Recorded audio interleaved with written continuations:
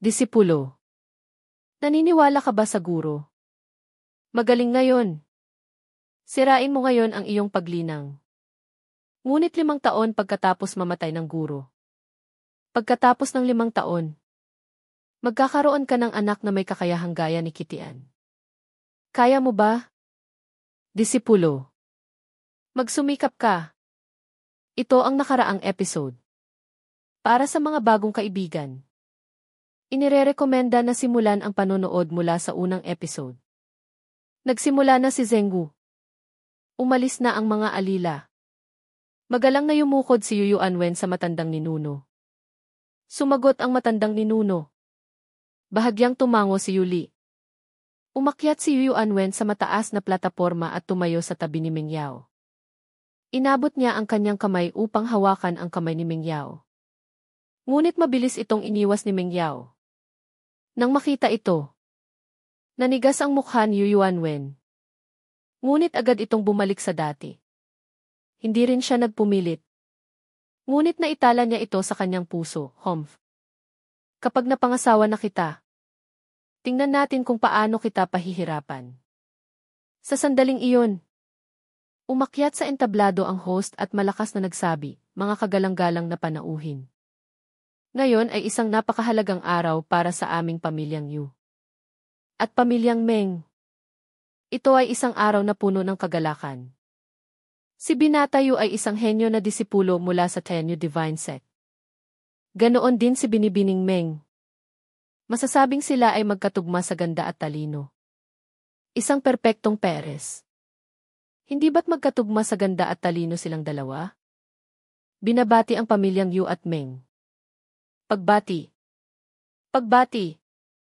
Malakas na bumati ang mga tao sa ibaba. Lalo pang lumawak ang ngiti ng host. Maraming salamat sa lahat ng panauhin. Sa pagpapadala ng pinakamataos na pagbati sa bagong kasal. Opisyal na nagsisimula ang kasalan. Anunsyo niya. Nang marinig ito, punong-puno ng kawalan ng pag-asa ang mukha ni Meng Yao sa ilalim ng pulang belo. Dahan-dahang dumaloy ang isang luha. Hindi siya natatakot mamatay. Natatakot siya na may mangyaring masama kay Fang Chen. Bagaman hindi pa matagal ang kanilang pagkikilala ni Fang Chen. Lubos niyang naiintindihan si Fang Chen. Hindi niya kailanman hahayaang makasal siya kay Yuyu Anwen. Marahil ay nakakulong lamang siya sa kung saan. Hindi pa siya patay. Pinapagaan niya ang kanyang sarili. Maging hanggang ngayon, si Fang Chen pa rin ang pinakababahala niya. Inilabas niya ang mahabang karayom. Sa sandaling magsimula ang seremonya ng kasal, magpapakamatay siya doon mismo. Nagsisimula na ang seremonya ngayon. Malakas na sigaw ng host. Dahil dito, lalong humigpit ang hawak ni Meng Yao sa karayom. Mga bagong kasal. Maghanda para sa pagyuko. Sabi ng host. Humarap si Yuyu Anwen kay Meng Yao. Humarap din si Meng Yao kay Yuyu Anwen sa tulong ng isang alila. Nakangiting sinabi ni Yuyu Anwen, Meng Yao. Mula ngayon, ikaw na ang aking babae. Sinabi ko na. Makukuha kita. At kalimutan mo na rin ang walang kwenta mong iyon. Hanggat mabuti ang paglilingkod mo sa akin. Hindi kita pahihirapan. Naghihintay siya. Hindi nagsalita si Meng Yao. Mamaya. Sa pagyuko. Sasaksakin niya ang kanyang puso gamit ang mahabang karayom habang nakayuko. Walang sinuman ang makakapagreaksyon. At kapag nasira ang kanyang puso, hindi siya maililigtas ng sinumang Diyos. Lolo. Hintayin mo ako. Kuya Fang. Kung patay ka na, hahanapin kita. Kung hindi, hihintayin kita. Bulong niya sa kanyang isip. Hindi siya natakot sa nalalapit na kamatayan. Para sa kanya, hindi iyon kamatayan, kundi kalayaan. Ngayon, ang pagyuko ng bagong kasal. Malakas na sigaw ng host. Labis na nasasabik si Yuyu Anwen. Pagkatapos ng pagyuko na ito, magiging kanya na si Meng Yao. Lalo pang sumisikat ang ngiti ni Meng Dingshan. Sa pagyuko na ito, mapupunta sa kanya ang pamilyang Meng. Ngumiti din si Yu Zhengwu. Pagkatapos ng pagyuko na ito, unti-unti niyang masasakop ang pamilyang Meng para sa pamilyang Yu. Hindi na ito ang unang pamilya sa Timog Silangan, kundi ang unang pamilya sa Shandong Yu. Sa pagyuko na ito, ang bawat isa ay mailihim na plano. May kanya-kanya silang kalkulasyon. Hanggat matatapos ang pagyuko na ito, magiging maayos ang lahat. Sandali! Ngunit habang naghihintay sila ng may pananabik, isang boses ang dahan-dahang narinig. Sa gitna ng ingay, ito ay napakalakas. Agad na tumahimik ang buong lugar. Tumingin sa paligid ang lahat. Hindi nila alam kung sino ang naglakas loob na sumigaw ng pagtutol.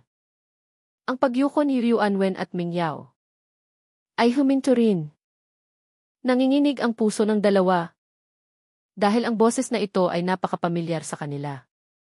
Si Fang Chen iyon. Ang mga ngiti ni Meng Dingshan ay agad na nanigas. Ang kanilang iniisip ay agad na nawala. Galit na galit si Meng Dingshan. Sino iyan? Sa sumunod na sandali, nasipa ang malaking pinto. Kasama nito ang ilang tunog. Lahat sila ay mga bantay ng pamilyang Yu. Kasabay nito, isang figura ang pumasok. Naka-cross arm siya at may kalmadong ekspresyon. Sinabing, "Tutol ako." Sino pa ang darating kundi si Fang Chen? Basura! Kuya Fang! Ang pinakamalaking reaksyon ay natural na mula kay Yuanwen at Ming Yao. Punong-puno ng hindi makapaniwala si Yuanwen. Sumigaw siya. Impossible. Malinaw na tumalon ka sa kaloob-looban ng demonyo. Paano ka nabuhay? Tinanggal ni Ming Yao ang pulang belo. Dumaloy ang luha sa kanyang maganda at nakamamanghang mukha. Na nakakalungkot. Alam kong hindi mamamatay si Kuya Fang. Sabi niya nang umiiyak. Kung hindi lang nakakulong ang kanyang paglinang sa sandaling ito. Gusto na niyang yumakap kay Fang Chen. At hindi na muling mahiwalay. Tumingin si Fang Chen kay Ming Yao. Nakangiti niyang sinabi. Sira ulo. Nagkasundo tayo. Paano ko susundin ang kasunduan? Nang marinig ito ng mga tao, iba't iba ang kanilang ekspresyon. Malinaw na mayroong ilang lihim na relasyon sa pagitan ni Ming Yao at ng biglang lumitaw na binata. Hindi namatay ang walang kwenta. Naglakas loob pa siyang guluhin ang pamilyang Yu. Naghahanap talaga ng kamatayan. Sigaw ni Yuanwen. Patayin siya. Durugin siya sa libu-libong piraso. Sa isang iglap, 5 sente na bantay, na may 3 antas, ay sumugod kay Fang Chen. Kalmado ang ekspresyon ni Fang Chen. Ngunit malamig ang kanyang tingin. Nakita na kumislap ang espiritu sa kanyang kamay. Lumabas ang espadang Black Name. Kasabay nito, sumugod din ang 5 bantay. Hawak ang mahabang sibat. Inatak nila si Fang Chen. Sumigaw si Fang Chen. At sa isang iglap, 10-10 espada ang lumabas. Hindi kayang pigilan ng 5 bantay. Agad silang napatay sa lugar. Nakatingin si Yuanwen na may malaking mata. Punong-puno ng hindi makapaniwala. Alam niyang nang tumalon si Fang Chen sa kaloob-looban ng demonyo. Nasa ika-6 na antas pa lamang siya. Tiyak na nakakuha siya ng pagkakataon. Sa kaloob-looban ng demonyo. Walang kwenta. Paano nagkaroon ng ganoong lakas ang walang kwenta? Punong-puno ng inggit ang mga mata ni Yuanwen. Kasabay nito, lalo pang lumalakas ang kanyang hangaring patayin si Fang Chen. Kailangan mamatay ang walang kwenta na ito. Tulong! 3 elder. Patayin ang walang kwenta na ito. Sigaw niya. Nakatingin din si Yu Huacheng kay Fang Chen na may mukha na hindi makapaniwala. Hindi rin niya inakala na makakalabas pa siya ng buhay mula sa kaloob-looban ng demonyo. Nang marinig ang sinabi ni Yuanwen, Walang pag-aalinlangan siya. Agad na lumakas ang kanyang aura. At bumagsak kay Fang Chen. Walang kwenta. Naglakas loob kang patayin ang bantay ng pamilyang Yu. Mamamatay ka. Tumalon siya at tinulak ang mahabang sibat kay Fang Chen. Nang makita ito ng lahat, nagulat sila. Paano niya napatay ang sente? Sino ang batang ito? Naglakas loob ang pamilyang Yu na baliwalain ang kanilang mukha para patayin siya. Patayin ang isang tao. Tingnan natin kung papayag ako. Isang malakas na sigaw ang narinig. Ang ikatlong elder ng pamilyang Meng, si Meng Longwei, ay lumitaw at sumigaw. Lumabas ang aura ng ika-6 na antas. Madali niyang tinanggap ang atake. Ang paglitaw ni Meng Longwei, ang ikatlong elder ng pamilyang Meng, ay ikinagulat ng lahat. Hindi nila inakala. Napunta rin ang lahat ng tingin sa mataas na plataporma. Kay Meng Dingshan na may parehong mali ang tingin. Nang makita niya na pinagmamasdan siya ng lahat, nagising si Meng Dingshan. Tumayo siya ng maikbangki na tunog. Itinuro niya si Meng Longwei at sumigaw. Longwei, ano ang ginagawa mo? Alam na ni Meng Longwei ang buong katotohanan mula sa kanyang panganay na kapatid na si Meng Tianlin. Nang malaman niya na ang kanyang ikalawang kapatid ang naglagay ng lason, galit na galit siya. Pagkatapos, ang mga taong dumakip kay Meng Dingshan para sa torture at pag-amin ay nagbigay ng tiyak na ebidensya. Kaya, para sa kanyang ikalawang kapatid, wala na siyang paggalang na tulad dati. Malamig siyang humirit. Malamig na sinabi ni Meng Longwei. Ikalawang kapatid, nalantad na ang iyong mga ginawa. Nanginginig ang katawan ni Meng Dingshan. Sumampa sa kanyang puso ang pagkabahala. Hindi ko maintindihan ang sinasabi mo. Pinilit ni Meng Dingshan na manatiling kalmado. Itinanggi niya ito. Kailanman ay hindi niya ito aaminin. Kung hindi, tiyak na mamamatay siya. Umalis ka na ngayon. Huwag ka nang makialam. Ngayon ay isang mahalagang araw para sa pagpapakasal ng aming pamilya at pamilyang Yu. Iniba niya ang usapan. Longwei, sabi ni Yu Zhenggu pagkatapos marinig ang salaysay ng kanyang anak na si Yu Yuanwen. Tumayo siya. Ang batang ito ay paulit-ulit na humamon sa pamilyang Yu. Siya ay mortal na kaaway ng aming pamilyang Yu. Kaya, mangyaring lumayo. Ito ay makakasira sa ugnayan ng dalawang pamilya. Habang nagsasalita, lumabas ang antas ng tao. Ang lakas ng ika-9 na antas ng Dao Realm. Natural na hindi makakapantay si Meng Longwei kay Yu Zhenggu. Agad siyang napasama. Sinabi ni Yu Zhenggu kay Longwei, Kuya Longwei, dapat mong isipin ng mabuti. Ngayon ay malubha ang iyong panganay na kapatid. Marahil ay patay na rin ang iyong ama. Hindi na ang pamilyang Meng ang dating pamilyang Meng. Hindi pa ba sapat ang nakaraang kahihiyan? Dati, buong pagmamalaki ang pamilyang Yu. Na pumunta sa pamilyang Meng para pilitin ang kasal. At lubos silang pinahiya. Sa huli, pinilit ang malubhang si Meng Tianhu ang nalumitaw. Para sa isang kahihiyang kasal. Ang pinakakinasusuklaman ay ipinahayag ng pamilyang Yu sa labas na ang pamilyang Meng ang humingi ng kasal sa kanila. Nanginig si Meng Longwei sa galit. Gusto niyang durugin si Yu Zhenggu sa libu-libong piraso. Ako'y may malubhang sakit. Kuya Zhenggu, saan mo narinig yan? Isang boses ang dahan-dahang narinig. Tumingin sa kawalan ang lahat. Nakita nila ang isang eleganteng figura na dahan-dahang lumitaw sa kawalan. Si Meng Tianlin iyon. Ang Meng Tianlin ngayon. Hindi na ang dating may sakit na hitsura. Kalmado at banayad ang kanyang ekspresyon. Isang eleganteng aura ang nagbigay ng pakiramdam. Sa kanyang pagdating, sa daan, gumawa si Fang Chen ng isang pildora. Para kay Meng Tianlin. Nalutas nito ang kanyang lason. Meng Qianlin, paano ito nangyari? Nang makita ni Yu Zhenggu na malusog ang mukha ni Meng Qianlin at puno ng sigla, lubos siyang hindi makapaniwala. Dati, nang makita niya ito sa pamilyang Meng, parang patay na ito. Nang makita niya na gumaling na ang kanyang ama, nagulat muna si Meng Yao. Pagkatapos ay labis na masaya.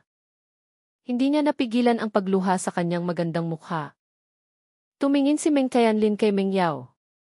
Buong pagmamahal niyang sinabi, Yao pinahiya kita. Umiiyak na si Meng Yao. Umiling siya ng malakas. Okay lang. Tatay. Basta magaling ka. Meng Qianlin. Medyo sobra ka na. Malamig na sabi ni Yu Zhenggu. Dati, ang pamilyang Meng ang nagmakaawa sa pamilyang Yu para sa kasal. Ngayon ay dala mo ang walang kwenta na ito. Gusto mo bang sirain ang kasal? Akala mo ba ang pamilyang Yu ay gawa sa putik? Nagmamakaawa sa pamilyang Yu? Kalmadong ngiti ni Meng Qianlin. Hindi ko makakalimutan kung paano ninyo pinilit ang pamilyang Meng noon. Para sa pamilyang Yu. Para rin iyon sa ikabubuti ng pamilyang Meng. Hindi ba't namatay na ang lolo ng pamilyang Meng? At malapit na ring mamatay ang pinuno ng pamilya? May pag-asa pa bang mabuhay? Malamig na sabi ni Yu Zhenggu. Kinuha ang kalahati ng ari-arian ng pamilyang Meng. At ang mga minahan ng Lin. Talaga bang para sa ikabubuti ng pamilyang Meng? Unti-unting lumamig ang ekspresyon ni Meng Qianlin. Hindi ba't dapat lang iyon? Iniligtas ng pamilyang Yu ang buhay ng pamilyang Meng. Bukod pa rito, ito ay may pahintulot ng ikalawang elder ng pamilyang Meng. Natural na sabi ni Yu Zhenggu. At itinulak si Meng Dingshan pasulong. Nanlamig na si Meng Dingshan ngayon. Dahil nakita niyang gumaling na talaga ang sakit ni Meng Qianlin. Ibig sabihin, ang mga ginawa niyang panlilinlang ay malamang na natuklasan na. Ngunit hindi rin siya natatakot. Basta't namatay ang kanyang ama. Mayroon siyang lakas upang makipaglaban sa kanyang panganay na kapatid para sa posisyon ng pinuno ng pamilya. Kaya't sinabi niya, Kuya, ano ang ibig mong sabihin? Ano ang ibig kong sabihin? Malamig na tiningnan ni Meng Qianlin si Meng Dingshan. Ngunit sa huli, napunta pa rin ang kanyang tingin kay Yu Zhenggu. Kung gayon, sasabihin ko sa inyo kung ano ang ibig kong sabihin. Ngayon, kinakansela ng pamilyang Meng ang kasal sa pamilyang Yu. Malakas niyang sinabi. Nang marinig ito, nyanig ang buong Yu Mansion. Hindi inakala ng lahat na magiging ganito ang kasal ng pamilyang Yu at Meng. Kinansela ang kasal sa araw ng kasalan? Hindi ba't gusto ng dalawang pamilya na maging mortal na kaaway? Kuya, baliw ka ba? Ang unang hindi nakakilos ay si Meng Dingshan. Pinaghandaan niya ito ng matagal. At marami siyang ibinigay para dito. Humph! Sa sandaling iyon, isang napakalakas na aura ang lumabas. Bumagsak kay Meng Qianlin at sa iba pa. Hindi na nakatiis ang lolo ng pamilyang Meng. Si Yuli. Nang bumulusok ang kanyang aura, nagbago ang ekspresyon ng lahat ng naroroon. Ang nasa harapan nila ay isang nasa antas ng tao. Isang grandmaster na kakayahang sinasabi sa alamat. Sa buong Shendongyu, siya ang pinakamakapangyarihang nilalang. Pamilyang Meng. Niloloko niyo ba ang pamilyang Yu? Sumigaw si Yuli. Nayanig ang buong Yu Mansion. Ang mga may mababang paglinang ay nanginginig sa takot. Punong-puno ng takot. Umungol si Meng Qianlin. Kahit nasa tugatog na siya ng antas ng tao, hindi niya kayang labanan ang nakakapanakot na presyon ng antas ng master. Ngayon, ang pamilyang Meng, hindi ba kayo magpapaliwanag? Punong-puno ng pagmamalaki si Yuli. Minamaliit niya si Meng Qianlin. Nang marinig ito, Nagbago ang ekspresyon ng lahat ng naroroon. Sa isang salita, wawasakin ang pamilya. Napakagarbo. Ngunit, ngayon ay may kakayahan na ang pamilyang Yu na wawasakin ang pamilyang Meng. Sino ang magsasabi na ang dalawang Grandmaster ng pamilyang Meng ay patay na? Kuya, gusto mo bang sirain ang pamilyang Meng? Hindi ka pa ba luluhod at humingi ng tawad? Nag-aalalang sigaw ni Meng Dingshan. Ngunit sa kanyang puso, malamig siyang ngumiti. Kapag lumuhod si Meng Tianlin, wala na siyang otoridad sa pamilyang Meng. Sa panahong iyon, madali niyang makukuha ang pamilyang Meng. Binaliwala siya ni Meng Tianlin. Malamig ang kanyang tingin kay Yuli. Kahit na hindi niya kayang labanan ang lakas, nanatili siyang tuwid at hindi sumuko kahit kaunti. Nararamdaman ng iba na unti-unting lumalaki ang init ng ulo. Ang dalawang pinakamalaking pamilya sa Shandongyu ay maglalaban. Ngunit ngayon, ang pamilyang Meng ba ay kalaban ng pamilyang Yu? Wasakin ng pamilyang Meng? Kaibigang Yu, ang laki ng iyong salita. Sa sandaling iyon, isang boses ang narinig mula sa kawalan. Nang marinig ito, maraming tao ang nagulat. Lalo na si Meng Dingshan. Punong-puno ng hindi makapaniwala at matinding takot. Nakita nila ang ulap na pumalibot. Ang kawalan ay nabaluktot. At isang figura ang lumabas mula sa kawalan. Sa paglabas niya, ang presyon ni Yuli ay agad na nawala. Sino pa ito kundi si Meng Tianhuang? Meng Tianhuang, hindi ka patay? Gumaling na ang sakit mo. Hindi makapaniwalang tiningnan siya ni Yuli. Tiningnan ni Meng Tianhuang si Yuli at sinabi, Kaibigang Yu, nalulungkot ako na buhay pa ako. Ano? Pagkatapos, tiningnan niya si Meng Dingshan na nanginginig sa takot. Nang makita ni Meng Dingshan na nakatingin sa kanya ang kanyang ama, lalo siyang natakot at halos mahulog sa upuan. Mula sa mga mata ng kanyang ama, nakita niya na nalantad na ang kanyang mga ginawa. Malamig na sinabi ni Meng Tianhuang, kapag nalutas na ang bagay na ito, parurusahan kita. Nang marinig ito, nawala ng lakas si Meng Dingshan at napahandusay sa lupa. Nawala ang huling pag-asa niya. Tapos na ako. Patay na ako. Nangingiyak na si Meng Yao sa tuwa. Hindi niya inakala na darating din ang kanyang lolo. At mukhang gumaling na rin ang kanyang sakit. Nakangiting tumingin si Meng Tianhuang kay Meng Yao. Anak, nailigtas ang lolo mo dahil kay Fang Chen. Kung hindi, patay na sana ang lolo mo. Kumislap ang mga malaking mata ni Meng Yao. Gulat siyang tumingin kay Fang Chen. Hindi niya inakala na si Fang Chen pala ang nagligtas sa kanyang lolo. Salamat. Lalo siyang namula. At sinabing may pagpapasalamat. Bahagyang umiti si Fang Chen. Sa pagitan natin, kailangan pa ba ng salamat?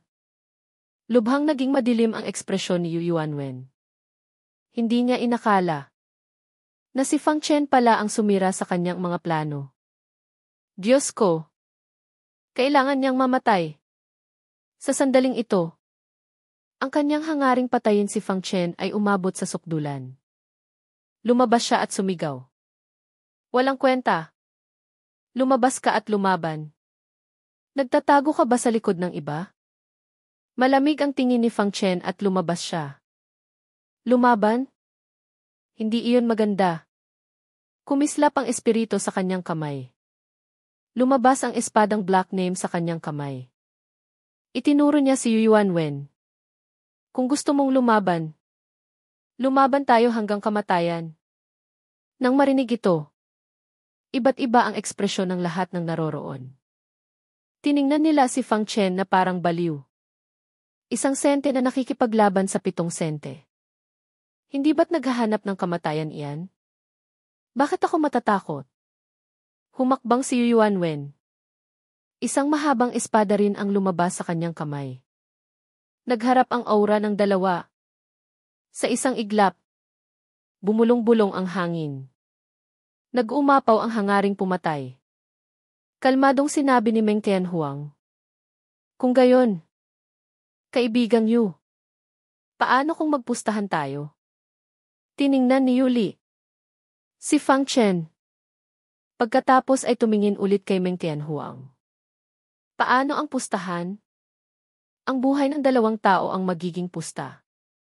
Kung namatay si Batang Fang, magpapatuloy ang kasal. Ngunit kung namatay ang henyo ninyo, kansela ang kasal.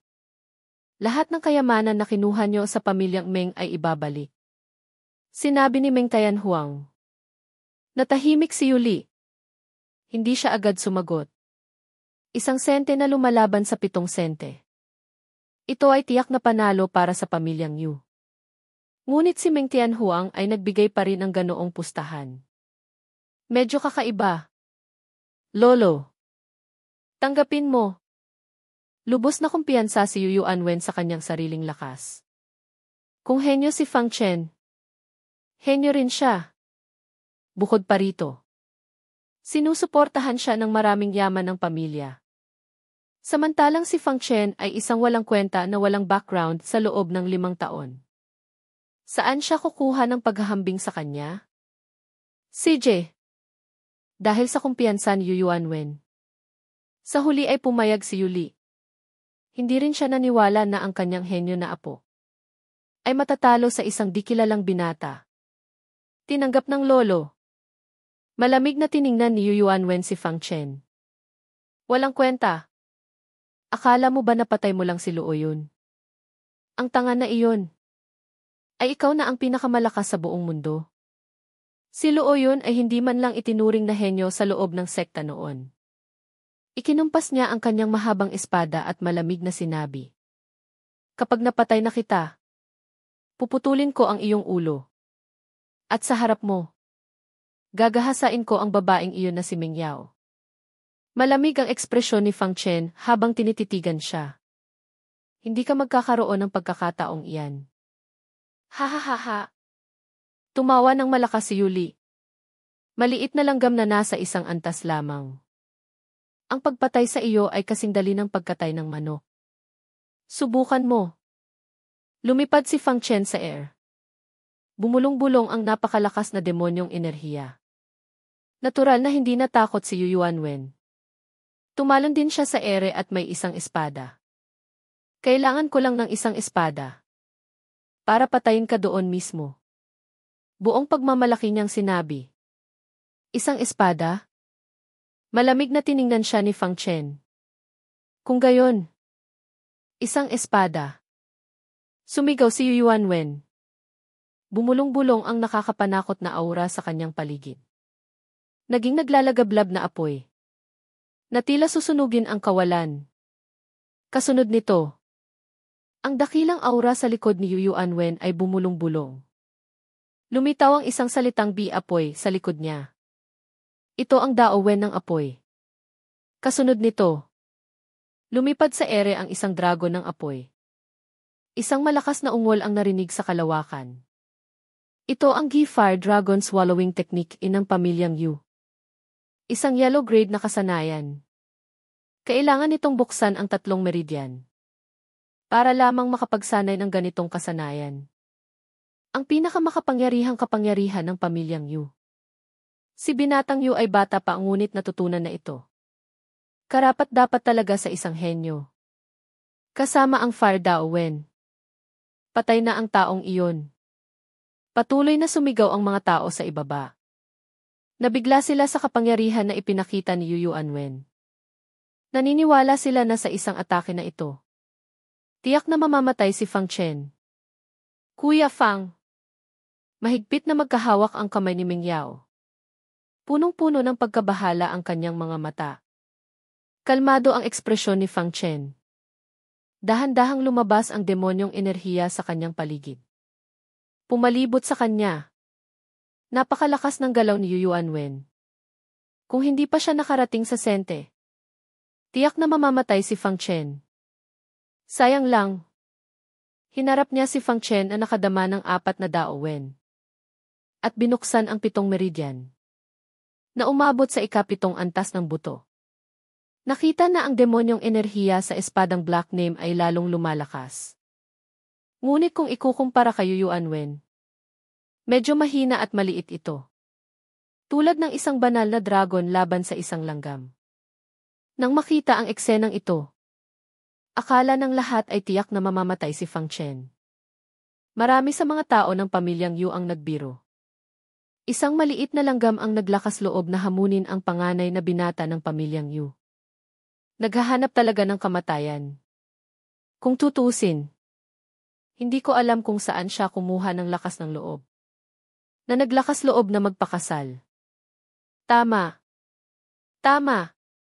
Sa gitna ng pagpupuri, lalong naging mayabang si Yuanwen.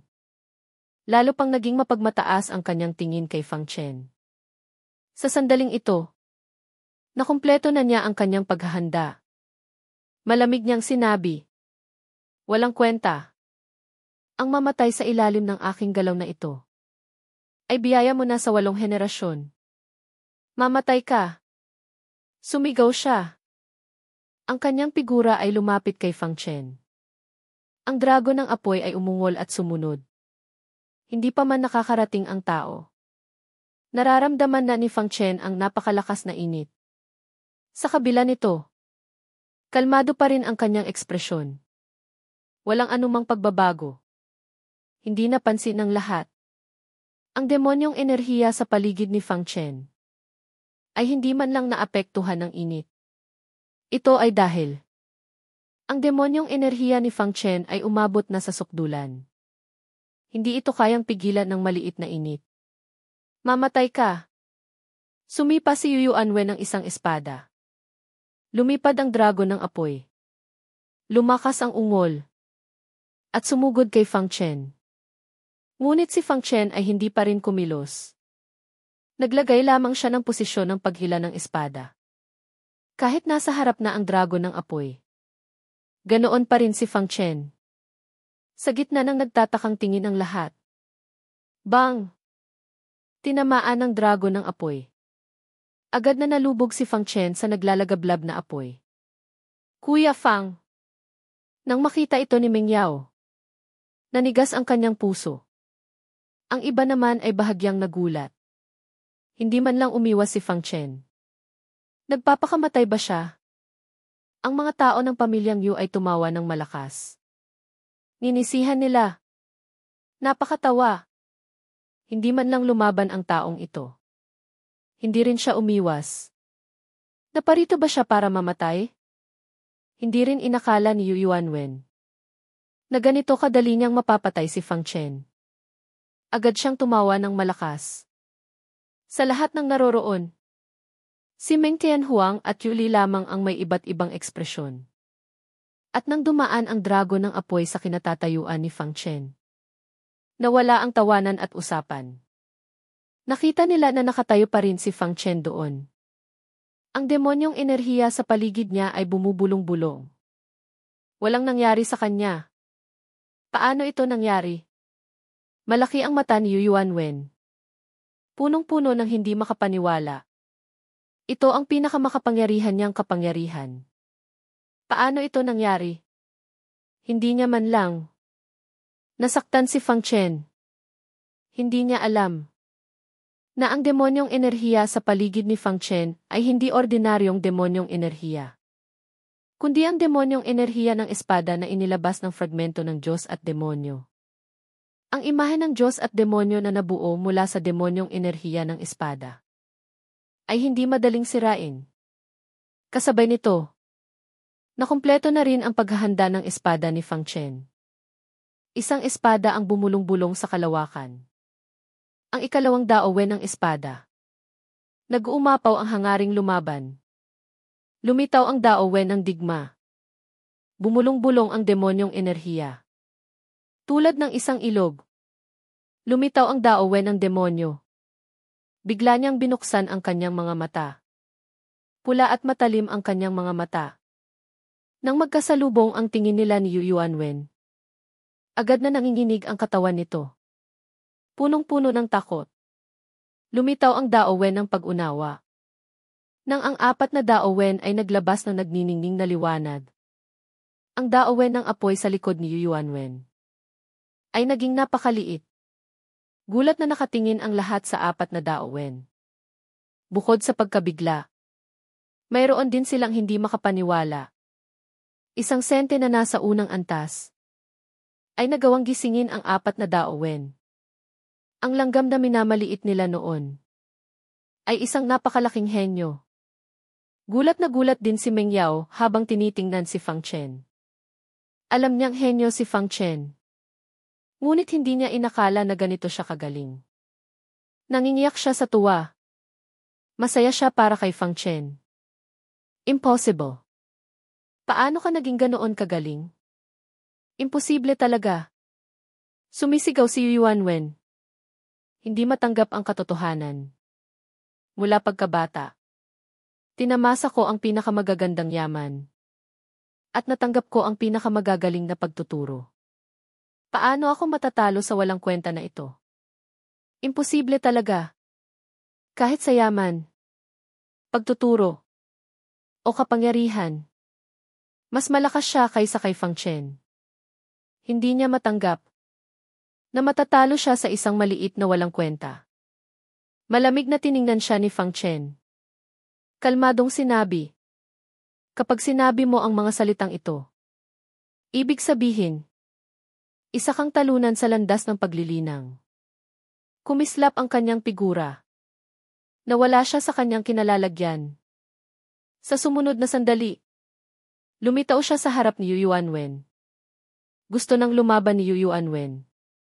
Bigla niyang nakita ang isang anino sa likod ni Fang Chen. Ang anino na iyon ay tila tinitingnan siya ng may pagmamalaki sa sansinukob. Dahil dito, natakot siya at hindi makakilos. Sa landas ng paglilinang, ang pinakamahalaga ay ang determinasyon. Dahan-dahang sinabi ni Fang Chen. Pagkatapos, sumipa siya ng isang espada.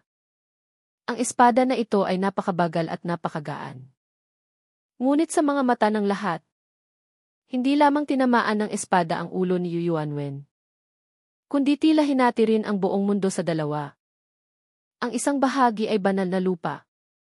Ang isang bahagi ay demonyong lupa. Ito ang isa sa mga kapangyarihan na natuklasan ni Fang Chen sa unang antas ng fragmento ng Diyos at Demonyo. Divine Demon Slash. Apat na Daowen ang gumawa ng pambihirang atake. Ang eksenang ito ay nagpahanga sa lahat. Isang sente na nasa unang antas, na nagising ang apat na Daowen. Kung ikukumpara kay Fang Chen, ang tinatawag na henyo na si Yuanwen ay naging katawa-tawa. Ito ang pinakamataas na henyo sa mga henyo. Ang malalaking mata ni Meng Yao ay punong-puno ng tubig. Alam niyang henyo si Fang Chen. Ngunit hindi niya inakala na ganito siya kagaling. Gaano katagal? Lumago siya sa puntong ito. Paano? Paano ito nangyari? Malaki ang mata ni Yuanwen habang lumilipad sa ere. Punong-puno ng hindi makapaniwala. Siya ay isang sente na nasa ikapitong antas. Paano siya mamamatay sa kamay ng isang nasa unang antas? Mali. Ito ay isang panaginip. Patuloy niyang sinasabi sa kanyang sarili. Ngunit ang kanyang katawan na walang anumang pakiramdam ay nagsasabi sa kanya na totoo ang lahat. Sa sandaling ito, ang kanyang mga mata ay punong-puno ng kawalan ng pag-asa at takot. Dapat pa niyang tamasahin ang isang magandang kinabukasan. Ngunit namatay siya dito. Namatay sa kamay ng isang walang kwenta. Hindi ko matanggap. Hindi ko talaga matanggap. Mahigpit niyang tinitigan si Fang Chen. Ang kanyang mga mata ay nagsimulang dumugo. Mamatay ka ng masama. Ang aking ama at lolo ay ipaghihiganti ako. Pagkatapos sabihin ang mga salitang ito, nawala ang kanyang buhay. At ang kanyang katawan ay agad na nawala sa kawalan. Namatay na si Yuanwen. Sa sandaling iyon, nagising ang lahat. Tiningnan nila si Fang Chen na nakatayo sa kawalan. Malamig ang ekspresyon. Punong-puno ng demonyong enerhiya. Ang kanilang mga mata ay napuno ng takot. Isang sente na lumaban sa 7 sente. Napatay niya ito sa isang espada. Sa buong Shandong Yu. Sino ang makakagawa nito? Ano ang ibig sabihin ng sukdulan? Ito ang sukdulan. Yuan Wen. Sumigaw si Yu Zhengwu. Gusto niyang sumabog ang kanyang mga mata. Napakabilis ng espada ni Fang Chen. Napakabilis na kahit ang mga nasa antas ng tao ay hindi makapagreaksyon. Hindi rin nila inakala na kayang patayin ni Fang Chen si Yu Yuanwen sa isang espada. Ito ay 7 sente laban sa 1 sente. Ikaw na walang kwenta. Naglakas loob kang patayin ang aking anak. Mamatay ka. Galit na galit siya.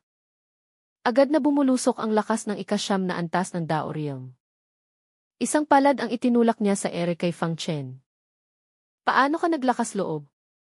Matagal nang handa si Meng Tianlin. Kumislap ang kanyang figura at lumitaw siya sa harap ni Fang Chen. Tumulak din siya ng isang palad. Humph! Nagkabanggaan ang 2 palad.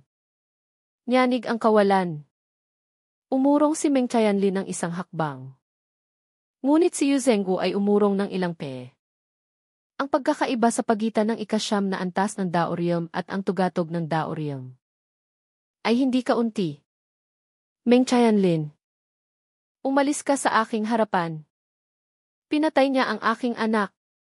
Kailangan siyang mamatay. Mapait na tiningnan ni Yu Zhengwu si Meng Tianlin. Ngunit hindi man lang kumilo si Meng Tianlin. Malamig niyang sinabi, ito ay labanan hanggang kamatayan. Labanan hanggang kamatayan? Ano naman kung labanan hanggang kamatayan? Paano siya makakapagkumpara sa aking anak? Ang aking anak ay mas mahalaga kaysa sa kanya. Umalis ka sa aking harapan. Muling sumigaw si Yu Zhengwu. Ngunit hindi man lang kumilo si Meng Tianlin. Sa sandaling iyon, naging lubhang madilim ang ekspresyon ni Yuli. Puno ng hangaring pumatay. Bang! Agad na bumulusok ang nakakatakot na aura ng antas ng master. Tumalon si Yuli sa air. Ang kanyang presyon ay bumalot kay Fang Chen at Meng Tianlin. Nagbago ang ekspresyon ni Meng Tianlin. Hindi siya naglakas loob na maging pabaya. Agad siyang naglabas ng buong lakas upang labanan ang presyon. Ngunit sa kabila nito, natulak pa rin siya paatras ng paulit-ulit. Bagaman ang pagkakaiba sa pagitan ng dalawa ay isang malaking antas lamang. Ang lakas ay lubhang magkaiba. Para kay Yuli, ang pagpatay kay Meng Tianlin ay napakadali. Sa kabutihang palad, sa sandaling iyon, kumilos din si Meng Tianhuang. Isang napakalakas na aura ang bumalot din. Binalot niya si Fang Chen at Meng Tianlin. Matalim na tiningnan ni Yuli si Meng Tianhuang. Malamig niyang sinabi, Meng Tianhuang, mas mabuti na huwag makialam ang pamilyang Meng. Kailangan mamatay ang batang ito. Kung hindi, magiging mortal na kaaway kami ng pamilyang Yu. Ngayon, namatay na ang isang pangunahing suporta ng pamilyang Meng. Hindi na natatakot ang pamilyang Yu. Hindi rin kumilo si Meng Tianhuang. Lumapit siya sa harap ni Fang Chen at Meng Tianlin. Kalmadong sinabi, ito ay labanan hanggang kamatayan. Ang buhay at kamatayan ay nakasalalay sa kapalaran. Napatay niya ang aking apo. Kaya kailangan siyang mamatay. Walang pakialam na sinabi ni Yuli. Ang pamilyang Yu lamang ang makakapagpatay ng iba. Hindi pinapayagan ang iba na patayin ang pamilyang Yu. Lalo na ang aking apo. Malamig na umiti si Meng Tianhuang. Napakagarbo talaga ng pamilyang Yu. Ngunit malinaw kong sasabihin sa iyo. Poprotektahan ng pamilyang Meng si Fang Chen. Ang pamilyang Meng ay nagbabalak na maging mortal na kaaway natin. Malamig ang ekspresyon ni Yuli. Mahigpit niyang tinitigan si Meng Tianhuang. Habang nagsasalita, ang mga henerasyon at matataas na opisyal ng pamilyang Yu sa ibaba ay naglabas ng kanilang aura. Hawak ang iba't ibang armas. At sa isang utos, sila ay magiging mortal na kaaway ng pamilyang Meng. Nakita ni Meng Tianhuang ang lahat. Kalmado at banayad pa rin ang kanyang ekspresyon. Hindi natatakot ang pamilyang Meng. Habang nagsasalita, pumasok sa bulwagan ang maraming miyembro ng pamilyang Meng. Hawak din ang mga armas. Kabilang sa kanila sina Longqi at Han Bingxin. Ang dalawang panig ay tila maglalaban sa isang salita lamang. Natakot ang lahat ng naroroon. Hindi na sila naglakas loob na manatili pa doon. Lahat sila ay umalis sa bulwagan. Kinabahan silang tiningnan ang eksena. Ang pamilyang Yu at Meng ay parehong malalaking pamilya sa Shendongyu. Kapag naglaban sila, ito ay magpapayanig sa buong Shendongyu. At maaaring baguhin ang buong balanse ng Shendongyu. Marami ang umaasa na maglalaban ang dalawang pamilya. Sana ay pareho silang masaktan. Kung gayon, ang kanilang mga pamilya ay magkakaroon ng pagkakataong umakyat. Napakainit nga ng ulo. Habang papalabas na sana ang apoy, isang magandang boses ng babae ang narinig mula sa kawalan. Napakalayo ng boses. Ngunit malinaw itong narinig ng bawat isa. Nagulantang ang lahat. Tumingin sila sa paligid. Nagtataka kung sino ang naglakas loob na magsalita sa ganitong oras. Si Yuli at Meng Tianhuang lamang ang nakadama ng takot. Ang boses na narinig ng iba ay ordinaryo. Ngunit naramdaman nila mula sa boses ang lakas ng kalaban. Sa sumunod na sandali, dumaloy ang liwanag ng bituin sa kawalan. Isang ilog ng bituin ang biglang lumitaw. Kasunod nito, isang matangkad na anino ang lumakad sa ilog ng bituin mula sa malayo. Sa loob ng ilang hakbang, narating niya sila mula sa kalawakan. Ang mga mata ng babae ay tulad ng tubig ngunit may malamig na tingin. Tila kaya niyang makita ang lahat. Ang kanyang mga daliri ay payat. Ang kanyang balat ay tulad ng porselana. Puti na may bahid ng rosas. Tila kayang maglabas ng tubig. Ang kanyang mga labi ay nagmumukhang nakangiti. Bawat galaw niya ay tila walang bahid. Mayroon siyang maladiwatang kaakit-akit na kagandahan. At sa tabi niya, mayroon pang ibang mga figura. Mga binata at dalagita. Nang makita ang grupo na tila bumaba mula sa langit, natulala ang lahat ng naroroon. Nagbago ang ekspresyon ni Meng Tianhuang nang makita ang dumating. Si Yu Zhenggu ay galit na galit sa sandaling ito. Hindi niya alintana kung sino ang dumating. Sumigaw siya. Napakalakas ng loob. Naglakas loob kang lumakad ng malaya sa kalawakan ng pamilyang Yu. Gusto mo bang mamatay? Malamig ang tingin ng babae sa kanya. Isang langgam lamang mula sa mababang sektor. Naglakas loob kang magsalita sa akin ng ganoon. Mamatay ka. Nakita niya na itinuro niya ang kawalan. Isang dambuhalang kamay na gawa sa bituin ang lumitaw at itinuro si Yu Zhenggu. Nang makita ni Yu Zhenggu ang dambuhalang kamay na gawa sa bituin, nagbago ang kanyang ekspresyon. Isang presyon ng kamatayan ang bumalot sa kanyang kaluluwa. Mabilis siyang naglabas ng kapangyarihan. Naging mga hadlang upang pigilan ito. Ngunit ang mga hadlang na ito ay tulad ng manipis na papel. Direktang tinusok ng dambuhalang kamay na gawa sa bituin. Lolo! Punong-puno ng kawalan ng pag-asa ang mga mata ni Yu Zhenggu. Tumingin siya kay Yuli. Ngunit hindi man lang kumilos si Yuli. Punong-puno ng takot ang kanyang mga mata. Bang! Sa sumunod na sandali, si Yu Zhenggu ay direktang piniga ng dambuhalang kamay na gawa sa bituin. Unti-unting nawala ang kanyang katawan na tila isang bituin. Isang henyo sa ikasyam na antas ng Dao Realm. Isang malakas na tao. Ay tulad ng isang langgam. Pinatay ng madali ng isang di kilalang babae. Katahimikan. Lubos na katahimikan sa buong lugar. Gulat na nakatingin ang lahat sa eksenang ito. Punong-puno ng hindi makapaniwala. Isang palad ang nagwasak sa tuktok ng Dao Realm. Ibig sabihin, Ang babaeng nasa harap nila ay isa ring master. Ngunit habang natutulala ang lahat, tumayo si Meng Tianhuang. Sabi niya, nakita ko ang elder Xianling ng pamilya ng punong abal. Nang marinig ito, lalo pang tumahimik ang lahat. Pamilya ng punong abal? Ano ang ibig sabihin ng pamilya ng punong abal?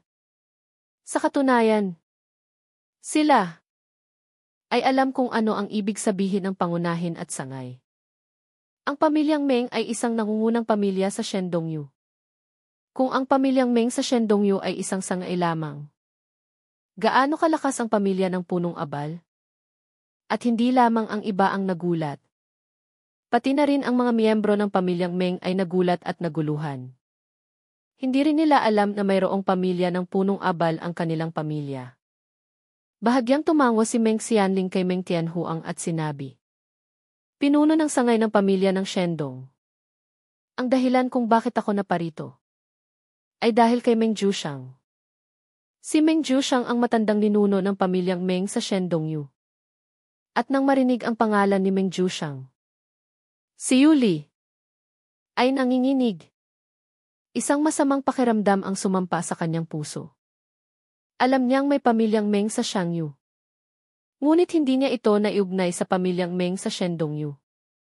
Dahil napakalakas ng pamilyang Meng na iyon. Paano ito magkakaroon ng kaugnayan sa pamilyang Meng sa Shendongyu?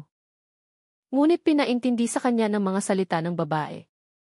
Ang dalawang pamilyang Meng na ito ay iisa. At ang kanyang ginawa ay malamang na nalantad na. At ang mga sumunod na salita ni Meng Xianling ay nagpalamig sa kanya. Si Meng Jushang ay biglang namatay sa labanan. Inimbestigahan na ng pamilya. Bagaman siya ay isang sangay lamang. Siya ay isa ring miyembro ng pamilyang Meng. At hindi siya namatay sa pakikipaglaban sa kalaban, kundi namatay sa kamay ng isang kasama. Nang matapos siyang magsalita, tumingin siya kay Yuli. Ikaw, Yuli, ikaw ang pumatay. Hindi ba? Nagbago ang ekspresyon ni Yuli. Ngunit pilit siyang nanatiling kalmado. Elder, hindi ko alam ang sinasabi niyo. Walang silbi ang magpanggap na hindi mo alam.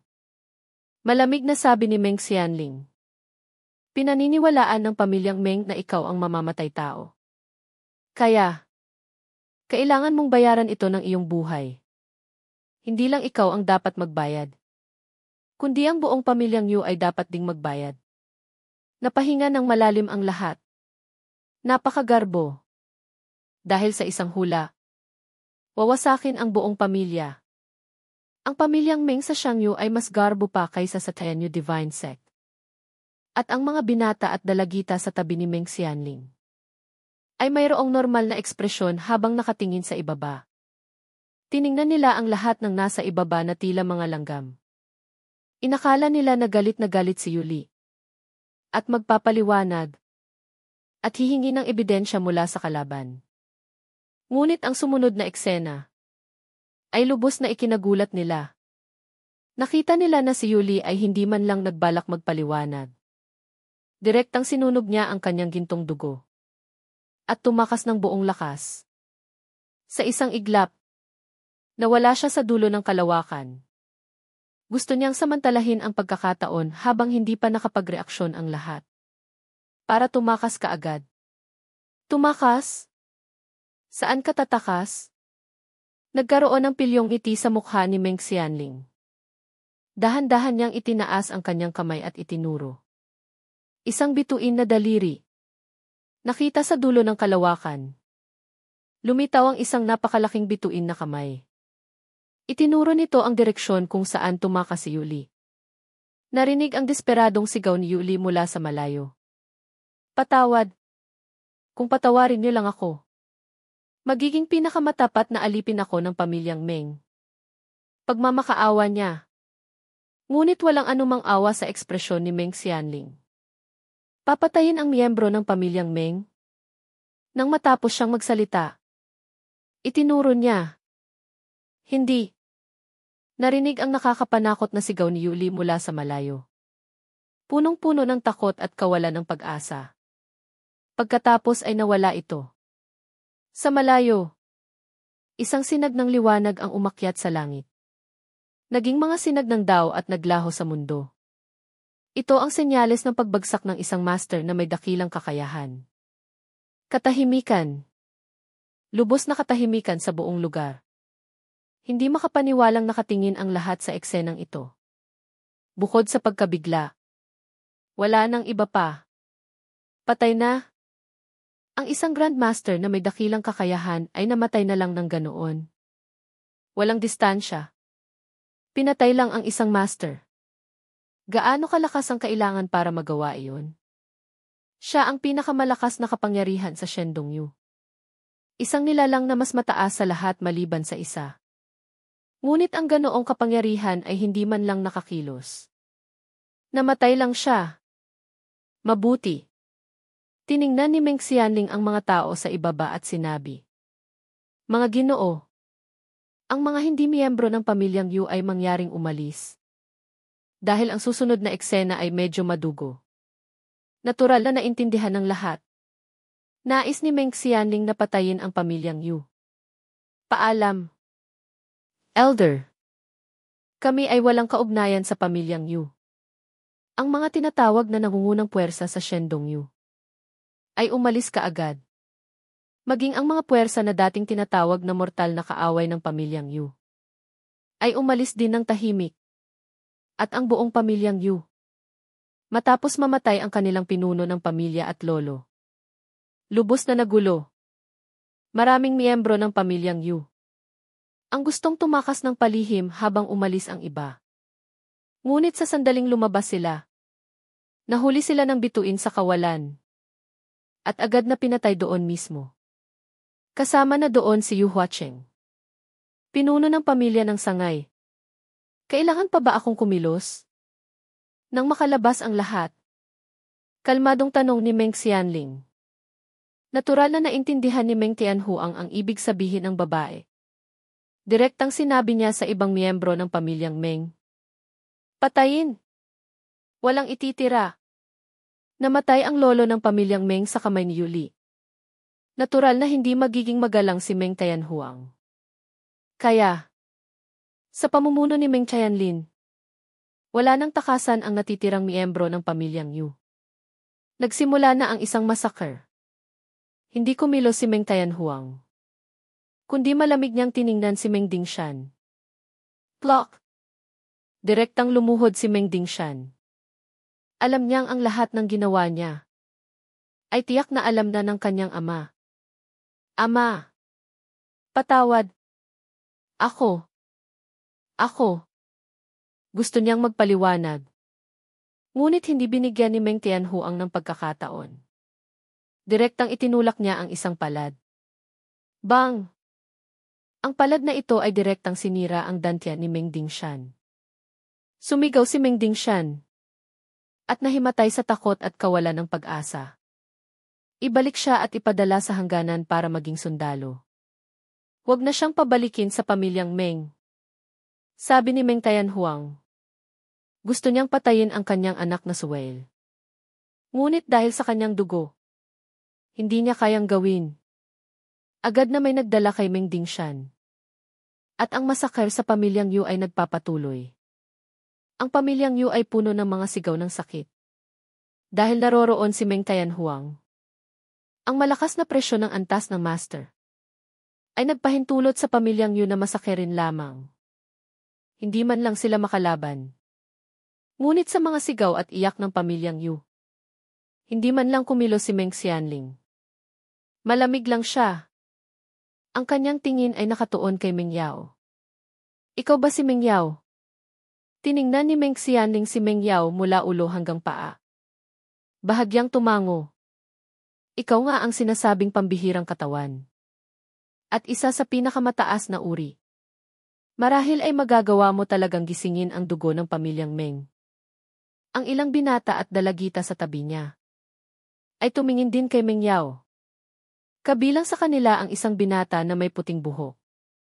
Nang makita niya ang maganda at nakakamanghang mukha ni Meng Yao, lalo na ang kanyang damit pangkasal at maayos na ayos, Lalo siyang naging kaakit-akit. Agad na lumiwanag ang kanyang mga mata. Ang sangay na ito ay mayroong ganoong kagandang babae. Hindi masama ang pagpunta dito. Ngunit habang tinitingnan niya nang may pagnanasa si Meng Yao, direktang tumayo si Fang Chen sa harap ni Meng Yao. Pinrotektahan niya ito sa kanyang likuran. Ang galaw na ito ay agad na nagpahiya sa binata na may puting buhok. Mababang uri. Hinahamon mo ba ako? Fang Chen. Umalis ka sa aking harapan. Kung hindi, papatayin kita. Kalmado ang ekspresyon ni Fang Chen. Walang anumang pagbabago. Ngunit ang kanyang boses ay hindi natakot. Subukan mo. Agad na nagalit si Feng Chen. Ang mababang uri na iyon ay naglakas loob na magsalita sa akin ng ganoon. Naghahanap talaga ng kamatayan. Nakita na bumulusok ang aura sa paligid niya. Ang presyon ng sente na nasa ikasyam na antas ay umalingaw-ngaw. Ang dakilang aura sa kanyang likod ay bumulusok. 5 daowen ang lumitaw. Napahinga ng malalim ang lahat. Isang sente na nasa ikasyam na antas ang nakadama ng 5 daowen. Ito ay isang nangungunang henyo sa Shendongyu. Hindi nagsalita si Fang Chen. Ngunit ang aura ng sente na nasa unang antas ay lumabas. Bumulong-bulong ang demonyong enerhiya. 4 na daowen ang lumabas din. Kabilang sa kanila, isa ang ikalawang antas ng daowen. Aysan. Ang mga nasa itaas ay bahagyang nagulat nang makita ito. Bagaman mas malakas ang paglinang ni Feng Chen. At mas marami ang kanyang daowen. Mas bata si Fang Chen. At ang paglinang niya na sente sa unang antas at nakadama ng 4 na daowen. At isa ay ikalawang antas. Dahil dito, mas henyo si Fang Chen. Napakapangit ng ekspresyon ni Feng Chen. Ang kanyang tingin kay Fang Chen ay lalong naging madilim. Ang matalo sa talino ng isang tao mula sa mababang sektor ay isang malaking kahihiyan. Not. Magaling ang talino. Ang makamit ang ganito sa maliit na mababang sektor ay kahanga-hanga. Nagulat na tiningnan ni Meng Xianling si Fang Chen. Ngunit agad itong nagbago sa madilim na ekspresyon. Sayang lang. Isang demonyo. Nagulat si Feng Chen. Noon niya lang napagtanto na si Fang Chen ay isang demonyo. Malamig siyang ngumiti. Aha! Kaya pala demonyo siya. Hindi nakakapagtaka na ganito siya kabilis umakyat. Ngunit ano naman kung ganoon? Bagaman mabilis ang paglilinang ng demonyo sa simula. Ngunit kapag umabot na sa antas ng tao, iba't ibang problema ang lilitaw. Mula sa maliit hanggang sa malaki. Ang pinakagaan ay masisira ang paglinang. Ang pinakabigat ay mababaliw. Wala ka ng pagkakaiba sa isang patay na tao. Tungkol na lang sa oras. Ang isang tao mula sa mababang sektor ay naglakas loob pang maglinang ng demonyo. Naghahanap talaga ng kamatayan. Para mapabilis, pinili niyang maglinang ng demonyo. Napakabobo. Kung hindi siya naglinang ng demonyo, hindi sana ganoon kasama ang kanyang talino. Sayang lang. Naglinang siya ng demonyo. Napakabobo at walang alam. Ang mga kasama ni Feng Chen ay nagbiro din. Tiningnan nila si Fang Chen na tila isang baliw. Kalmado ang ekspresyon ni Fang Chen. Hindi na siya nagsalita pa. Hindi nila alam na nagmana siya ng Sword Demon Legacy. Normal lang ito. Dahil ang mga demonyo ay hindi nagtatagal. Ito ay kilala ng lahat. Manahimik. Ngunit kung kaya ni Fang Chen na magtiis, hindi kaya ni Meng Yao. Ano ang alam nyo? Kayong mga taga-Shangyu, may karapatan ba kayong bastusin si Kuya Fang? Galit na galit ang kanyang magandang mukha. Tiningnan ni Fang Chen si Meng Yao na may determinadong ekspresyon. Lubos siyang naantig. Ano pa ang hahanapin ng isang asawa? Ngunit sa galit na salita ni Meng Yao, si Feng Chen at ang iba pa ay walang pakialam. Ito ay tadhana. Ang mga taga-mababang sektor ay mananatiling mga taga-mababang sektor. Hindi sila makakapagkumpara sa mga taga-mataas na sektor. Malamig na ngumiti si Meng Fengchen. Bilang isang sangay ng pamilyang Meng, mas mabuti na lumayo ka sa mga taga-mababang sektor na ito. Hindi sila karapat-dapat na makipagkumpara sa atin. Mga katutubo ng mababang sektor. Mataas pa rin ang kanilang tingin. Hindi nila binigyan ng pansin si Fang Chen. Tinitigan ni Meng Fengchen si Meng Yao. Isang bahid ng pagnanasa ang kumislap sa kanyang mga mata. Meng Yao, magkapamilya tayo. Mas mabuti na huwag kang makipag-ugnayan sa mga taga-mababang sektor na ito.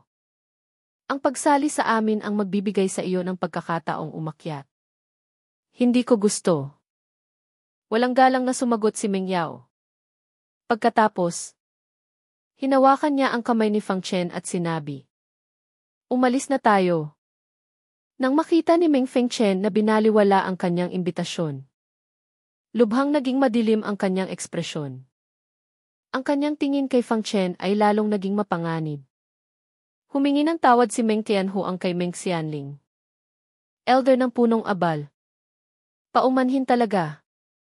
Tiningnan din ni Meng Xianling si Meng Yao na umalis.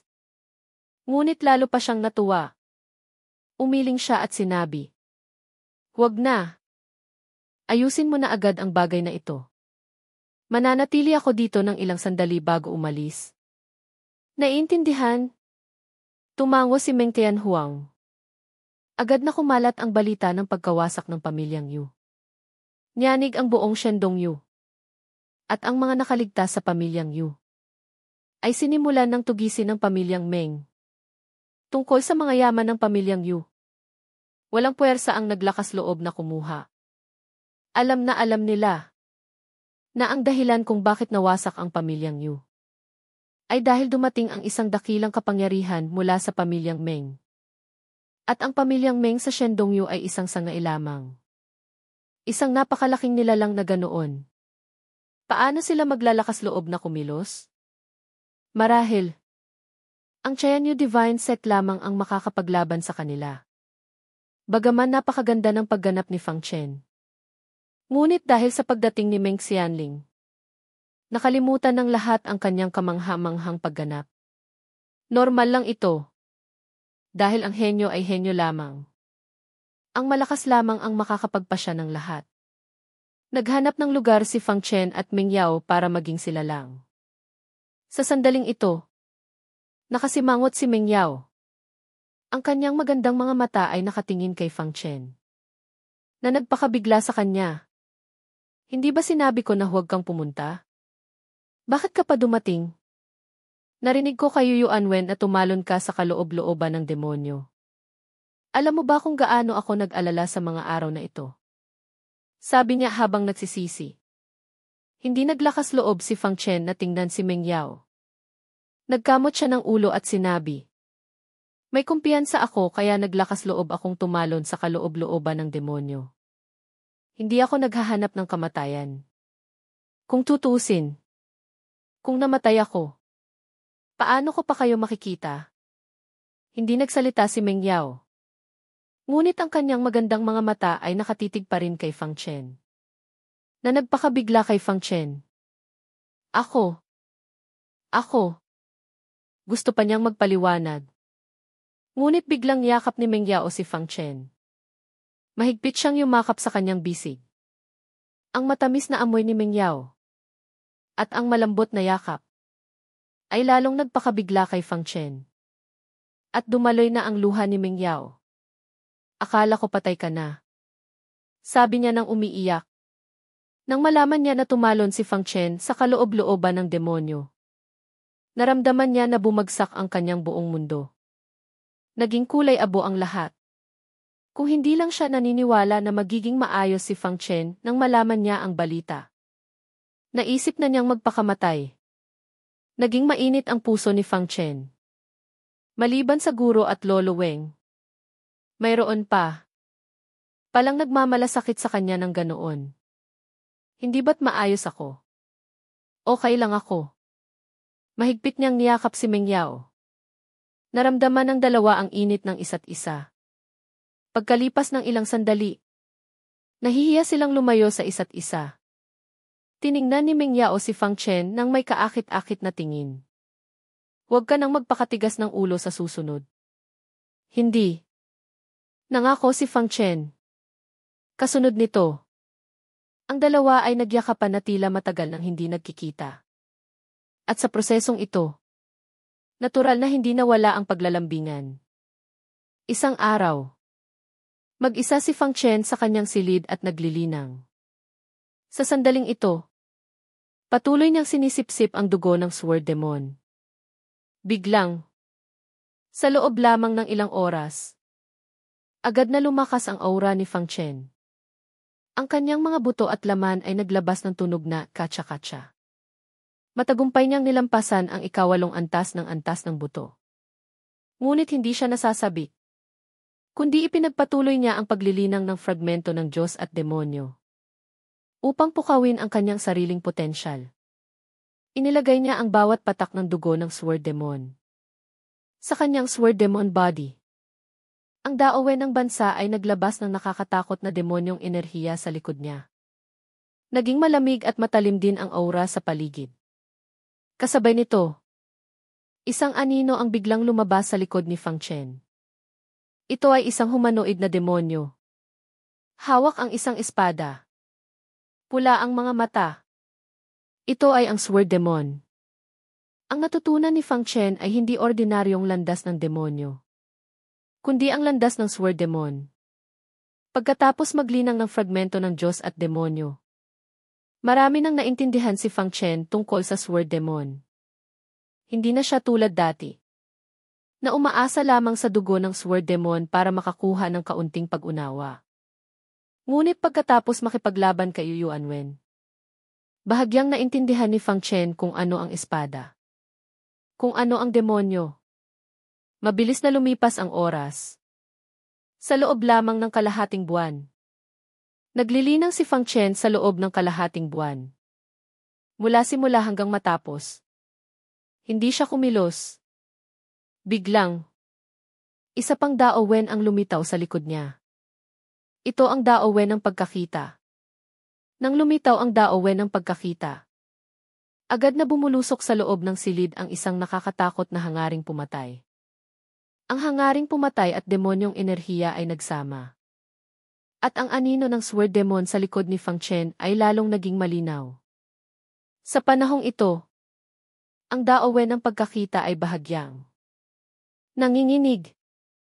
Ang liwanag ay nagsimulang lumabo. Kasunod nito, ang purong puting liwanag ay unti-unting nawawala. Ang pulang at nagingit-ngit na liwanag ay unti-unting pumalit. Ang hangaring pumatay sa paligid at ang demonyong enerhiya ay nagsasama. Ang daowen ng pagkakita ay orihinal na isang dakilang daowen.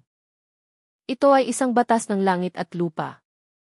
Ngunit si Fang Chen ay nagbabago nito, upang ang kanyang landas ng espada ay maging demonyo. Kung may nakakita nito, tiyak na mabibigla sila. Ang daowen na nagsasama sa demonyo. Ito ay tanging ang mga nilalang na ipinanganak na demonyo, o ang mga may malalim na pag-unawa sa landas ng demonyo ang makakagawa nito. Ang lahi ng tao ay mas angkop na maglinang ng matuwid na landas. Napakakaunti ang mga ipinanganak na naglilinang ng demonyo. Ngunit kung mayroon, sila ay nangungunang henyo. At si Fang Chen, sa patuloy na pagpapabuti ng dugo ng Sword Demon, ay naging isa sa mga nangungunang henyo na naglilinang ng demonyo. Lumipas ang oras. Sa wakas, ang daowen ng pagkakita ay lubusang naging pula. Naging daowen ng demonyo. Ang mga salitang i-espada at demonyo ay magkatabi. Agad na bumulusok sa paligid ang isang nakakatakot na aura. Napakalakas. Kasabay nito, kumislap ang pulang liwanag ng daowen ng demonyo. Sa sumunod na sandali, lumitaw ang isang pulang bilog ng liwanag. Matagumpay siyang umakyat sa 2 antas ng daowen. Dahan-dahan niyang binuksan ang kanyang mga mata. Sa sandaling ito, nagbago ang kanyang tingin. Malalim at malamig. May bahid ng pagpatay at kabaliwan sa lalim. Tila sa susunod na sandali, Magiging demonyo siya. At susupilin ang mundo. Humph! Agad na bumulusok ang napakalakas na aura. Si Fang Chen, sa tulong ng daowen ng espada at demonyo, ay direktang umakyat sa ikalawang antas ng sente. Dahan-dahan niyang binuksan ang kanyang mga mata. Wala siyang anumang pagbabago sa pag-akyat niya sa maikling panahon. Agad niyang itinago ang malademonyong aura. Naiwan na lang ang malamig at malalim na tingin, na hindi maintindihan. Sa sandaling ito, tila biglang lumaki si Fang Chen. Hindi na siya mukhang binata na may 17 taong gulang. Ang unang antas ng fragmento ng Diyos at demonyo ay natapos na. Ang espadang espiritu ng demonyo ay patuloy na umakyat sa ikalawang antas. Umabot sa ika-6 na antas. Ang Sword Demon Body. Sa paglilinang na ito, ay muling umakyat. Umabot sa 6 paghahati 1-0. 0-0-0. Bagaman hindi pa siya umakyat sa mas mataas na antas. Mas lumakas siya. Ngunit hindi pa ito sapat. Determinado ang tingin ni Fang Chen. Ang isang daliri ni Meng Xianling ay nagpabagsak sa isang master. Nalubhang ikinagulat niya. Maging ang master ay tulad ng isang langgam sa harap niya. Lalo na ang maliit na sente na siya. Gusto niyang lumakas. Maging mas malakas. Tok-tok. Sa sandaling ito, may kumatok sa pinto. Ang nag-aalalang boses ni Meng Yao ang narinig. Kuya Fang. May nangyari. Nagulantang si Fang Chen. Ano pa ang maaaring mangyari ngayon? Lumabas siya ng silid at nagtanong. Ano ang nangyari? Hindi alam ni Meng Yao kung paano magsalita. Sinabi lang niya, Kuya Fang, sumama ka sa akin. Nagtataka si Fang Chen. Ngunit mayroon siyang masamang pakiramdam. Sa pamumuno ni Meng Yao, dumating siya sa bulwagan. Sa bulwagan, naroroon sina Meng Tianhuang, Meng Qianlin, at pati na rin si Meng Xianling at Feng Chen. Ngunit sa sandaling ito, hindi maganda ang ekspresyon ni Meng Tianhuang. Kalmado ang ekspresyon ni Meng Xianling. Ngunit sina Feng Chen ay tila nagagalak habang tinitingnan si Fang Chen. Sa gitna ng bulwagan, mayroong isang stretcher. Nakatakip ng puting tela ang stretcher. Malinaw na may nakahiga na patay na tao. At sa kabilang panig, isang babae ang may maputlang mukha. May dugong nakasabit sa kanyang labi at mahina ang kanyang hininga. Si Jingyi iyon. Nang makita ni Fang Chen si Jingyi, may kaba siya.